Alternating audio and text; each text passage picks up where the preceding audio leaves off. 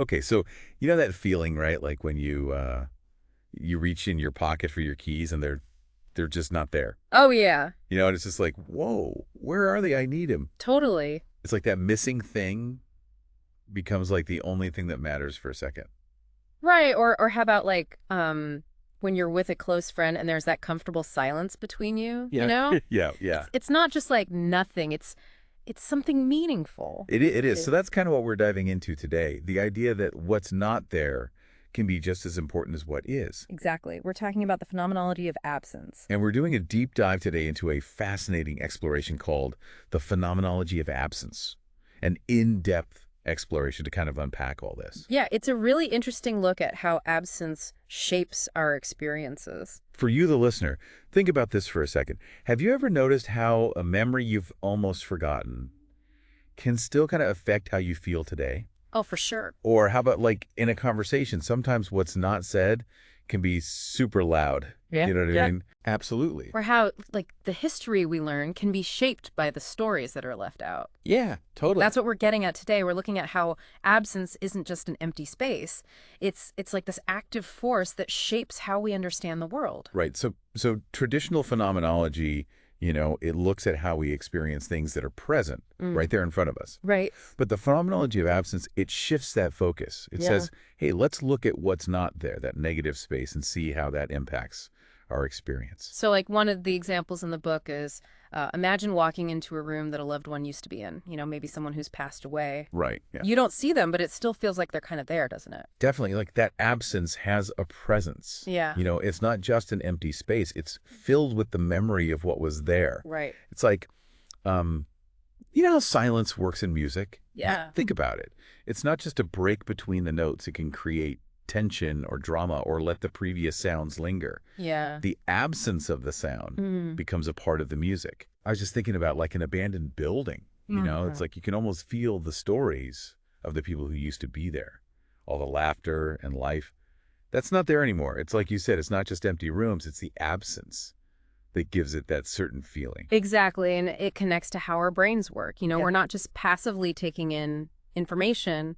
Our minds are always comparing, contrasting, filling in gaps. Right. Like memory, for example, we often remember things by contrasting them with what's not there anymore or what was different in the past. Like if you see a new building in a place you know really well, you notice it because it wasn't there before, right? Like, Exactly. It's the absence of the familiar that makes the new thing stand out. And this interplay between presence and absence, it's a big part of how we experience everything. yeah, for sure.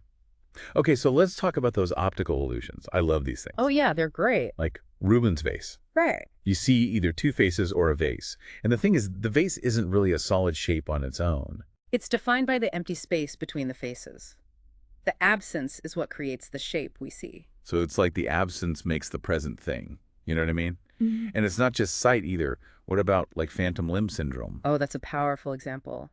The body's gone, but the brain still senses it. It's like your brain is so used to that limb being there that it still feels its absence. Yeah. It shows that our sense of ourselves includes not just what's physically there, but also what we expect to be there.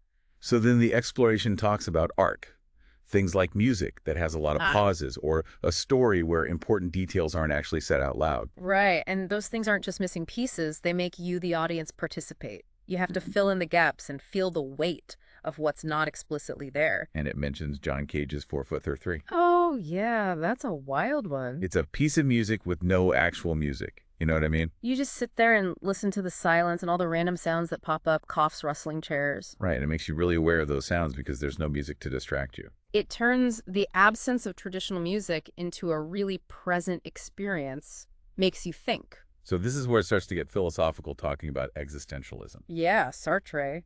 He was all about how absence is a big part of who we are. And he has that famous example about the cafe, right? Yeah, he says you go to a cafe expecting to meet a friend and they're not there. Right.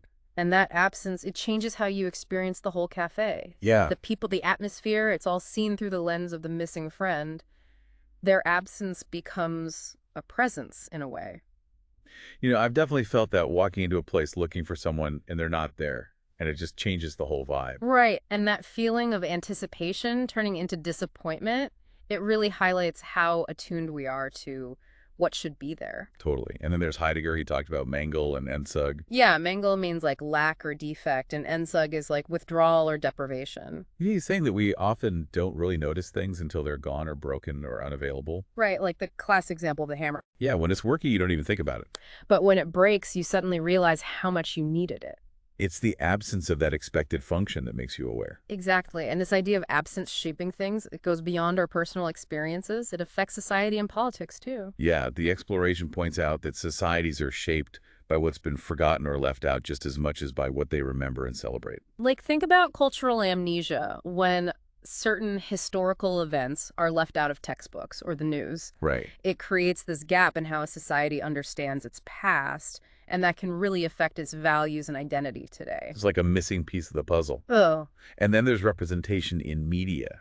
The absence of certain groups or viewpoints in movies, books, or news. that's a huge one. Yeah, because it's not just about not seeing those people or hearing their stories. Right. That absence sends a message about who's important and whose stories matter. It reinforces power structures and shapes how we see the world. So for you listening, think about the information you consume.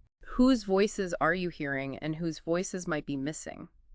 How might that shape your understanding of things? Good point.